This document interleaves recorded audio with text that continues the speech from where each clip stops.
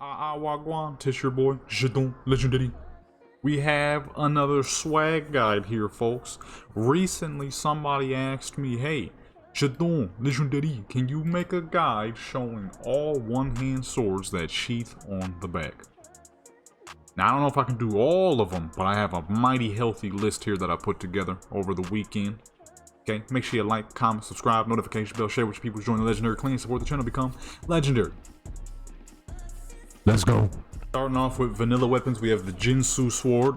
Okay, this comes out of any random NPC in Alderman. Okay, as you can see, very long katana style, very large, same size as any two-handed katana in the game, except they're one-handed, and of course, they sheath on the back. You know what I'm saying?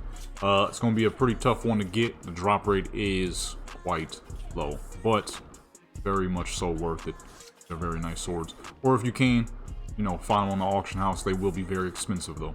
Staying in line of vanilla weapons, we have the blood-soaked and the regular Skullforged Reaver.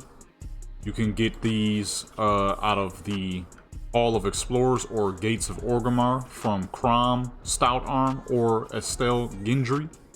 Or you can get the original Skullforged Reaver from Arius Rivenbane out of Stratholme.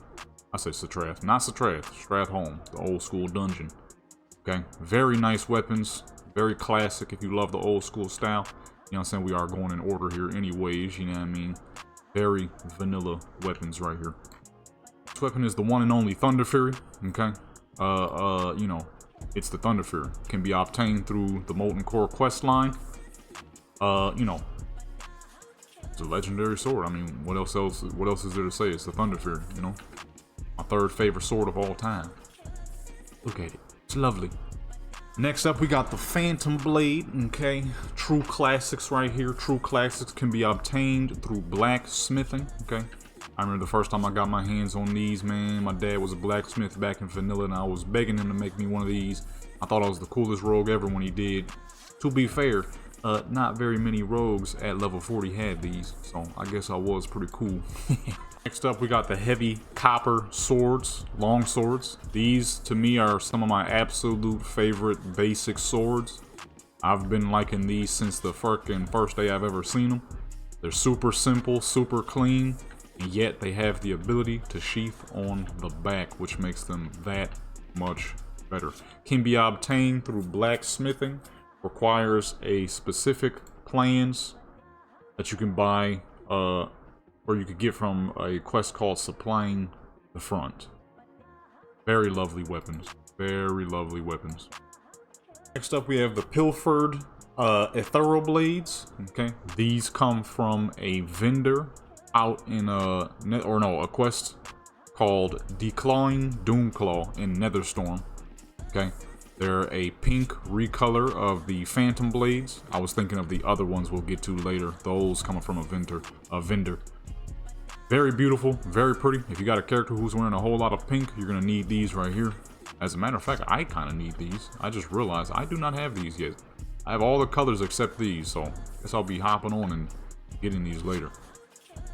Very beautiful, very pretty, very pink. I'm definitely gonna need these. Next up, we got the Hope Ender and the Spike Blade. You can't tell which one is which because they're dang near the same weapon. Whoops. You know what I'm saying? Boom.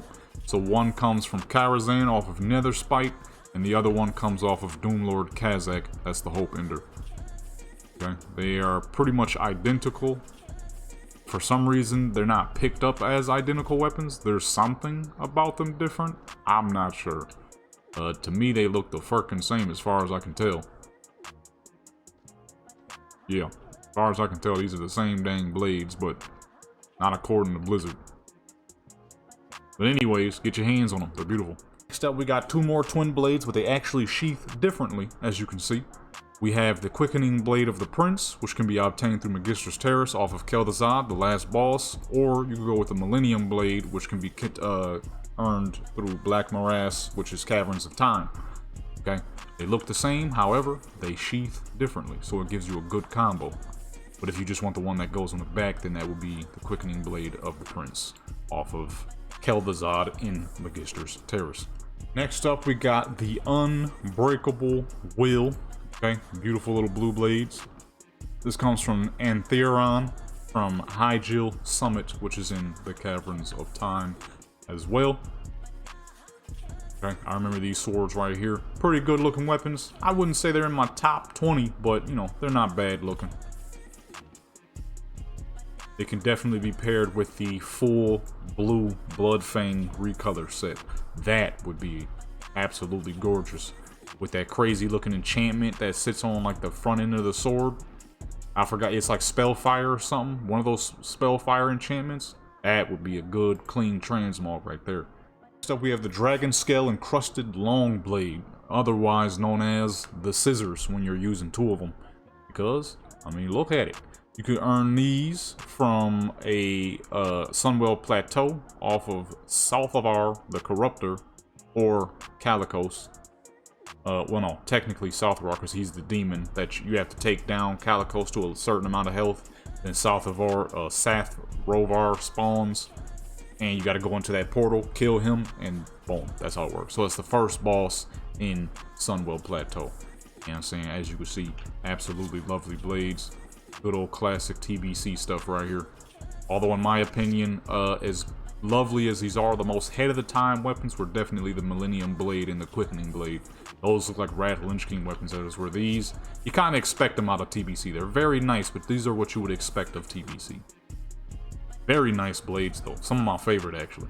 Next up we got the Etherum Phase Blade. These are the ones I got confused earlier. These are what you get through a vendor. The pink ones you get off the quest that I said earlier. So that vendor being Dealer Jadian, who is located in Netherstorm, the giant pink bubble. You can't miss it. It's impossible to miss it. It's huge. Okay, it's the biggest thing you see when you enter Netherstorm is that gargantuan pink bubble. Where all the Ethereal Phase guys are. You want to go up to that top platform, and he'll be somewhere around the corner. You know what I'm saying? Absolutely lovely. The blue ones are definitely still my favorite. The pink ones will be next, and then these green. Then there's like a brownish tan ones, but those don't sheath on the back, so you will not be seeing those in this video. But as you can see, lovely.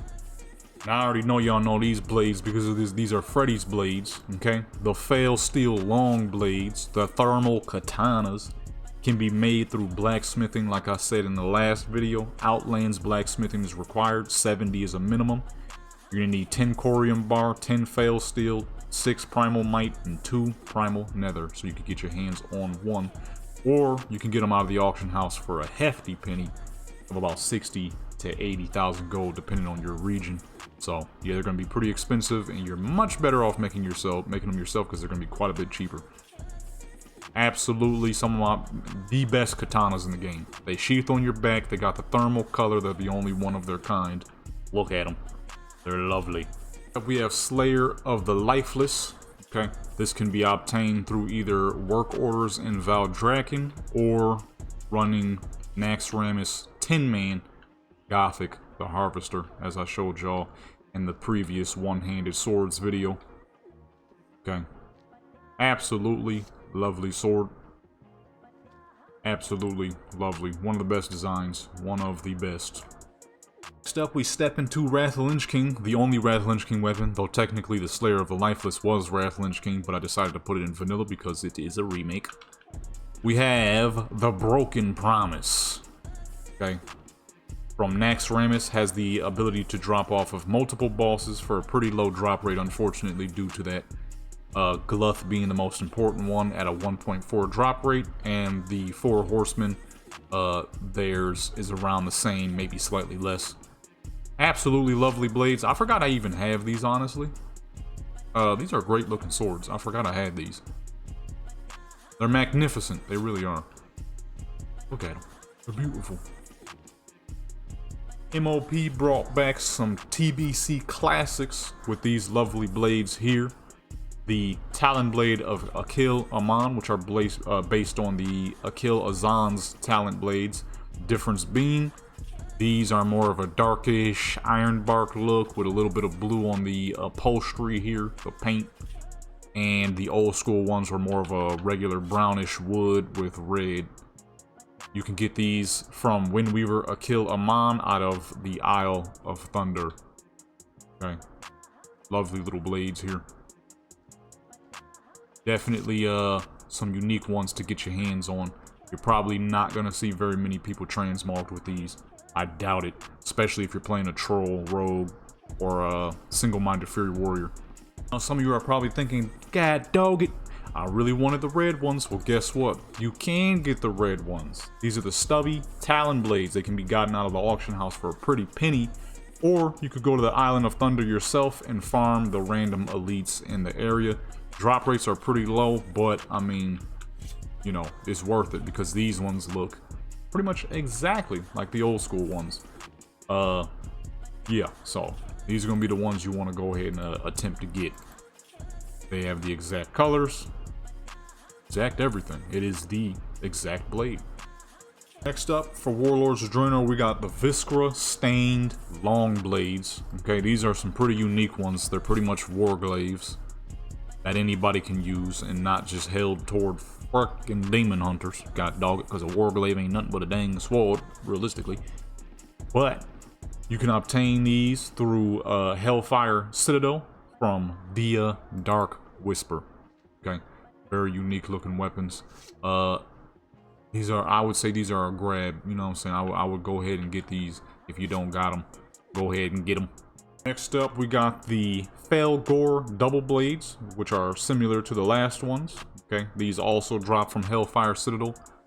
As you can see, the blade on these are darker, but it has the lighter green streak on the front, like the war paint. These come from the Soulbound construct in Hellfire Citadel. Okay, these are also great. However, I do like the purple paint over the green, even though the blades are a bit darker. These are all four of these I'm about to show you are all great. You should get all four of them realistically. It'll give you more options too. Next up, we got the PvP variants. Okay, these are for both Alliance and Horde. Alliance can have the red and dark one. Horde can have the blue and gold one, or bronze. You know what I'm saying? There is no limitation. All you gotta do is pull up to Asheran, go to the old school gear vendors, all those Warmongering vendors and those wild vendors. Make sure you got a lot of honor tokens though, because to buy these as a set will cost you, or to buy all the PvP weapons as a set will cost you 80 honor tokens. If you just want the blades, I think they're like 5 each. So, boom. You know what I'm saying? I would go with the 80 though, because it gives you two-handers, the staves, the one-handers, maces, everything. And at a technical cheaper price than buying everything separately, which will cost you a lot more. They're beautiful. Like I said, they're beautiful. I would get all 4 variants if I could. Well, not if I could, because I already have all 4 variants. But if I'm saying for y'all, if you don't have all 4, get all 4. They're great looking blades. Next up for vanilla weapons, we have the Warblades of Hakari Reborn. Not to be confused with the Twin Blades. The Twin Blades is the dagger. The Warblade Reborn is the swords. They brought them back. You can obtain these through doing the grueling unlocking old school Zul'Grub quest line. Okay, and then you'll get them as blacksmith plans, and you can make them yourself. These are buying on account, so you cannot put them in the auction house. You can't buy them out the auction house. You gotta make them yourself.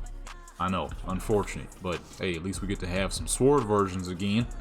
Alrighty folks, hope this video was helpful. That is it for all weapons, all swords that sheath on your back. But believe it or not, I actually found quite a bit. I forgot there's a couple of axes too, so if you want me to do that, I'll gladly make that happen. There's a couple of mace and whatnot. Y'all, make sure you hit that subscribe button, that like button, that notification bell, share with your people, join Legendary Clan, support the channel, become legendary. I'm out.